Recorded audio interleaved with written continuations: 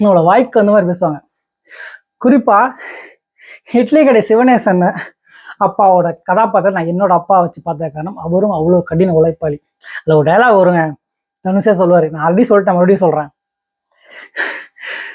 அவரோட இன்ட்ரெஸ்டிங்லேயே சொல்லுவார், எவனோ கையை நக்கி காலை நக்கி காக்கா பிடிச்சி ஜால்ரா தட்டி இப்படி ஒரு பொசிஷனுக்கு வந்தும் நிம்மதியெல்லாம் வாழ்ந்துகிட்டு இருக்கேன் அப்படின்னு. ஆனா அதே சிவனேசன் இட்லி கடை வச்சிருந்தாலும் ஊர்ல நிம்மதியா இருப்பாங்க. உங்களுக்கு அந்த கையை நக்கி கால் நக்கி ஜால்ரா தட்டி சொம்பு நக்கி தான் வாழணும், அப்படி கிடைச்சா பணம் தான் எனக்கு பெருசு அப்படின்னா இருக்காது. நீங்க வழக்கம் போல உங்க ஃப்ரெண்ட்ஸ் ரிலேட்டிவ்ஸ் எல்லாம் குறை சொல்லி பிளேம் பண்ணி வாழ்க்கையை நகர்த்திட்டு பத்தோட பிறனா வாழ வேண்டியதான்.